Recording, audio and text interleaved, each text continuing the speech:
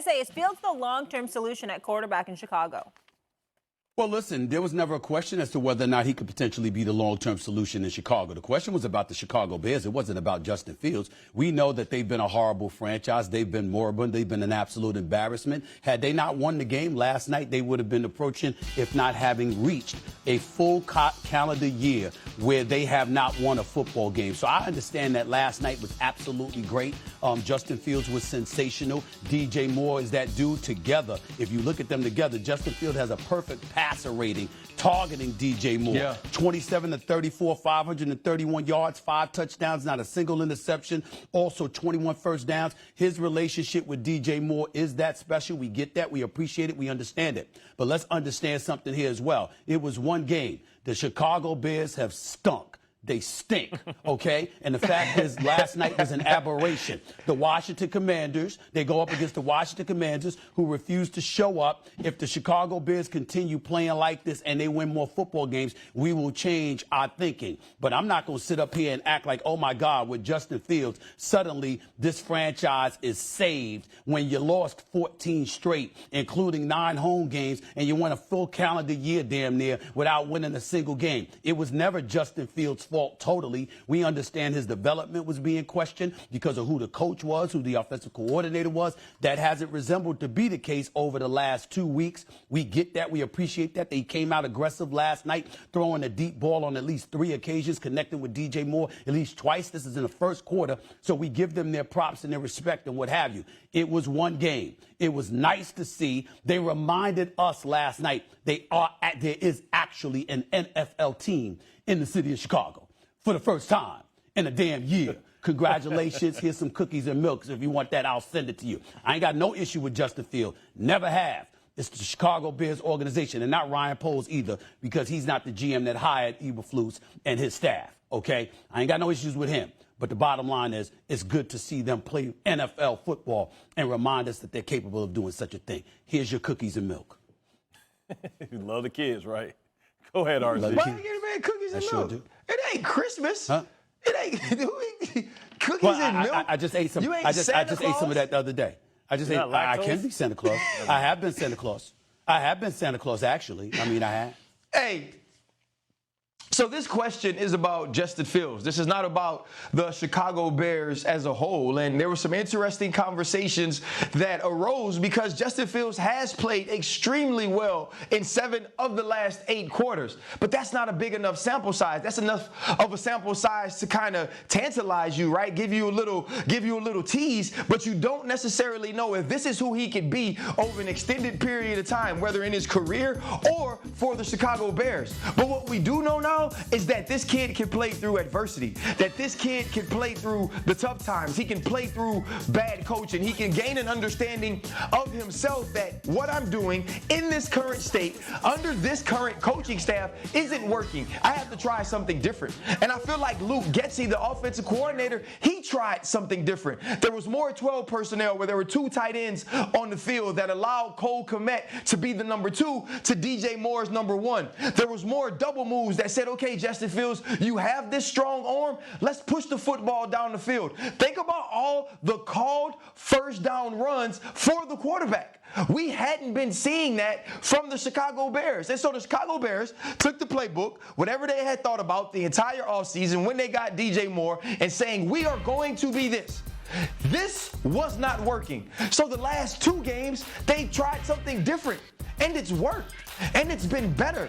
Now, the only question is, how do we continue it? How does it equal wins? Does this mean that the marriage between Ryan Poles and Matt Eberflus, and I guess it's going to have to be something like brother husbands because you have to include Justin Fields, does that trio work for this team? Can that trio get this team to the next step that the Chicago Bears have been trying to get to ever since Rex Grossman took them to the Super Bowl and the Indianapolis Colts won? What we saw from Justin Fields is a step forward. Now they have to make sure they don't allow him to take 2 steps back. more importantly, he can't allow himself to take 2 steps back. But what we've seen the last 2 weeks is extremely positive. The part owner Magic Johnson criticized the team on social media after the loss, saying tonight the Commanders played with no intensity or fire. We didn't compete in the first half, got down 27-3 heading into halftime. It was too big of a hole to climb out of, and that is why we ended up losing 40-20. RC, where do the Commanders go from here? I don't know. But do you know how bad you have to be for Irvin Magic Johnson Showtime. to criticize you? You look, the man don't criticize nobody. He's always smiling. He's always happy. And for Irvin Magic Johnson to feel some sort of way, this is a problem. Now, what we also have to remember is Josh Harris and the new ownership, they aren't tied in any way to Riverboat Ron. They aren't tied in any way to Jack Del Rio. And so they could be looking for the next head coach to come into the Washington Commanders. And when you hear things like intensity, that's about preparation. That's about the way your coach has you ready to take the field. And this team was not ready. When you look at the inconsistencies as well with the Washington Commanders, how they can be up and high and play well one week and then the next week be a team that's low. That's about preparation. That's about what you do during the week. That's about the way a head coach delegates. And so it's going to be interesting to watch how these relationships continue to mature, especially with Sam Howell at the quarterback position. Now, when you look at who they were defensively, this is a team that's playing against the Chicago Bears that until 2 weeks ago against the Denver Broncos, and we know that their buns on defense, they couldn't find a way to get a yard. They couldn't find a way to look like an NFL offense. And last night, they scored 27 in the first half, and they score it any way they want to. Quarterback runs, double moves by DJ Moore, all go specials in the red zone. It wasn't even hard. They lose running backs, they lose linemen, and they still keep pushing the football down the field, keep shoving it down your throat. And so for the Washington Commanders, they're going to have to make a decision. Is this the coach for us? And the second decision is going to be, if this isn't the coach for us, is the coach for us already on our staff as the offensive coordinator for the first year? Those are the questions that are going to have to be answered as the year goes along. Let me chime in here because Ryan Clark, Boss Scott, all of y'all are here for me throughout the NFL season. No matter how brilliant I am in doing what I do, I learned from brilliant people like yourself. I'll give you credit where credit is due. Thank you so much for the tutelage and the knowledge that you bestow upon me in regards to football. Ryan Clark, I'm here to help you. I'm here to help you when it comes to basketball. What you said about Magic Johnson is absolutely, positively not true. That brother will criticize you in a heartbeat. Oh, yeah, no. Magic, let me tell you something right now. That brother, Magic Johnson will dissect you like a fine-tooth comb. No. Oh, trust, hold on, Magic is my boy. Magic is my, and I worked with him on television. I've talked to him all the time on television, and I'm telling you right now, he has a very, very critical eye.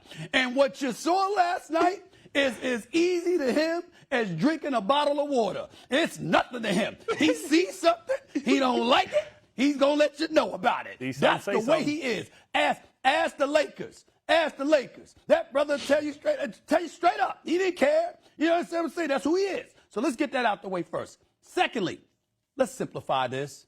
This is about Ron Rivera. A nice man, a man that's been through a lot of adversity over the last few years.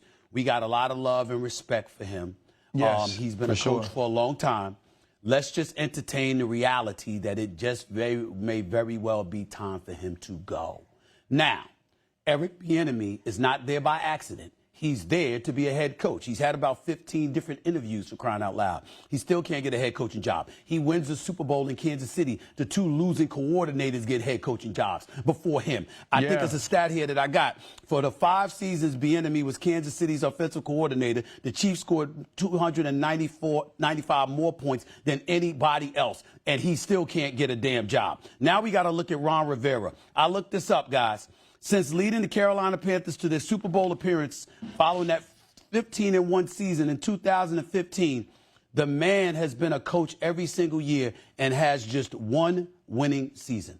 He's been the coach, a head coach, every single year in the National Football League since 2015. We are now in 2023, approaching 2024, and the man's got one winning season in 8 years. Now, that's a problem.